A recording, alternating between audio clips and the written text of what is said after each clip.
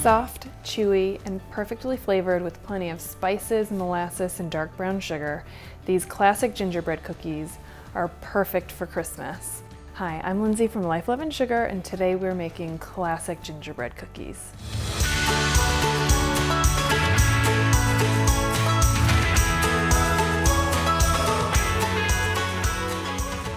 So to get started with these gingerbread cookies, we're going to put together our dry ingredients. We're going to start with our all-purpose flour, and we're going to add our spices. We've got ginger, cinnamon and nutmeg, cloves, baking soda, baking powder, and some salt. Just combine all these together. All right, and we'll set this aside. Next, we'll want to cream our butter and sugar. Got our butter and dark brown sugar. We're going to want to add these to our mixer and cream them together for about 3 to 4 minutes until they get nice and light and fluffy.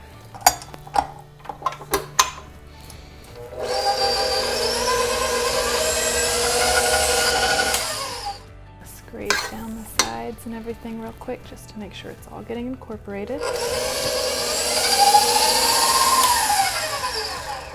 All right, so things are looking good. I'll go ahead and show you what you're looking for. When you're creaming butter and sugar together, you really want to make sure it's nice and creamy and fluffy. And so you're looking for this lightened color that's really nice and creamy as opposed to this darker color where it started. So that's the contrast you're looking for. And when you get that, it's fully creamed. All right, so next we want to add our vanilla extract and our egg. And mix those until they're well combined.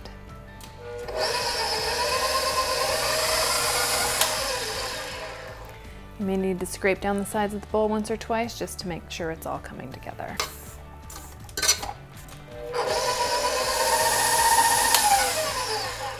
All right, so next we're going to want to add our molasses.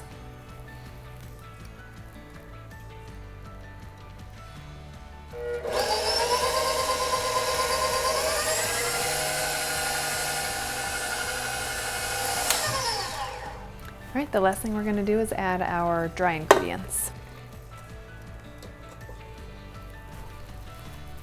All right, so you want to stir these together until they're pretty well combined, but you don't want to overmix them. So once it all kind of starts to come together, go ahead and stop.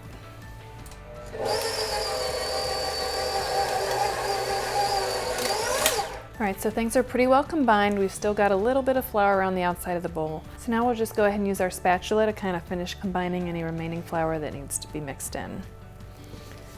This way we can make sure that we're not overmixing. Overmixing can actually give you tough cookies, so we want to make sure to avoid that. All right, there we go. We've got our cookie dough. Now we're ready to roll it out and start making our cookies.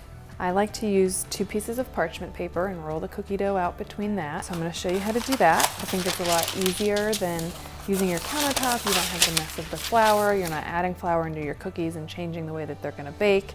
So it just keeps it nice and simple. We're actually going to roll out our cookie dough on here, pop it in the freezer and let it firm up, cut out our cookies, and then we can actually bake our cookies right on this same piece of parchment paper on our cookie sheet.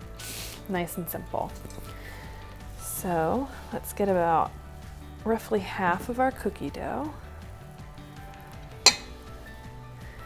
Get that into a nice ball. All right.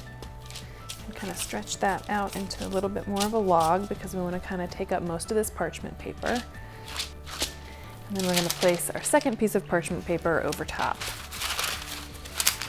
Use our rolling pin. Roll it out to about 1/4 of an inch thickness. Okay, so there's our cookie dough. It's all rolled out. We're going to pop it in the freezer for about 6 to 8 minutes and let it firm up a little bit. Then we'll cut out our cookies. So our cookie dough has been freezing for about 7 minutes, so now we're ready to cut out our cookies. Press our cutter in there. You want to try to get about 1/2 inch, roughly, to 1 inch between each of your cookies. They don't really spread in the oven, but it's ideal to have a little space there just in case. Just pull off your excess cookie dough. Because it's nice and cold, it comes off really easily. So once you've got your cookies cut out and ready to go, we can pop them onto a cookie sheet. and pop them in the oven. I think 7 minutes is pretty much perfect, but your oven may be a little different, so pop them in, check them out, take them out when they're ready.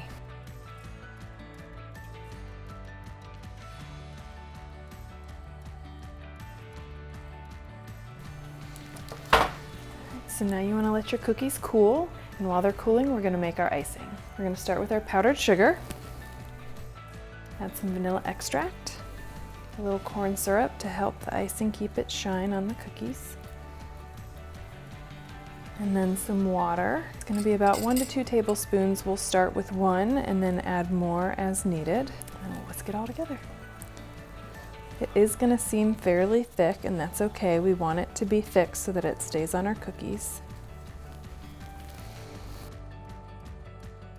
All right, it's nice and thick, but it still has a little bit of spread to it, which means it should pipe just fine. So it looks like it's ready to go. We're going to grab our piping bag. I've got mine fitted with a number 3 icing tip, so it'll give us a nice sized piping line.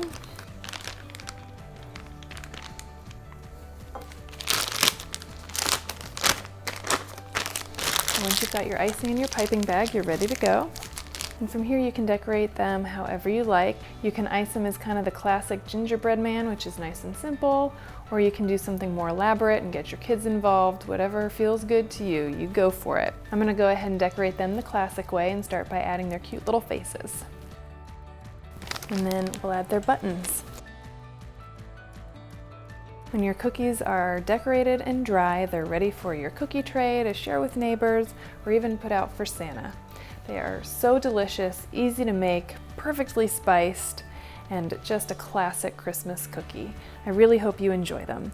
For the full recipe, head over to lifeloveandsugar.com.